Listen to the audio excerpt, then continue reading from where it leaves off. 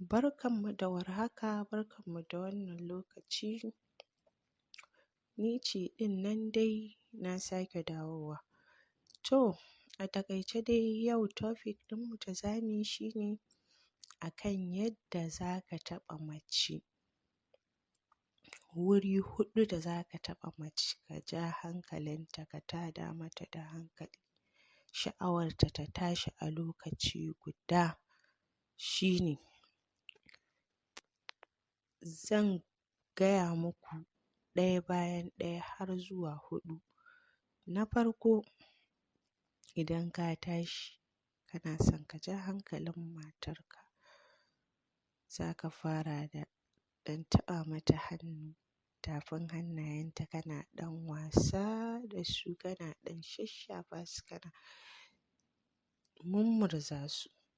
Za ka ga ta waigo tana ɗan maka bazawarar dariya, tana maka wani kallo mai ɗaukan hankali. Kana nan, kana tafi, sai ka koma ka sumbaci goshinta, bi ma'ana ka yi wa goshinta wani kiss mai ɗaukar hankali da tada sha'awar mace. Za ka ga ta ɗago ido ta kalle ka, ta yi maka wani kallo, kallon da kai ma zai tada ma da hankali. Ta ji daɗin abin da kake yi mata, da inda kake taɓa mata, da inda kake shafa mata. Sai ka koma ka ƙara shafo kumatunta. Za ka ga ta ɗan yi murmushi, ta ɗan kau da kanta kaɗan.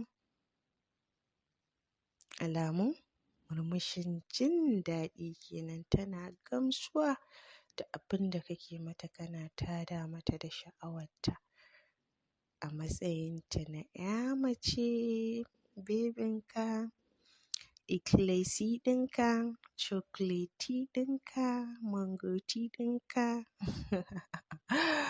Da fatan kuna jin daɗi yanda nake nishaɗantar da ku kuma nake fuskantar da ku duk yadda za ku ja hankalin matanku da 'yan matanku. Na huɗu shine za ka kama leɓɓanta masu laushi, kana tsotsa, kana mata kiss. Za ka ga gaba ɗaya hankalinta ya tashi, kana shasshafa mata kai, kana tsotsan harshenta, ka zura harshenka kana wasa da shi a cikin bakinta mai laushi da ƙanshi mai daɗi.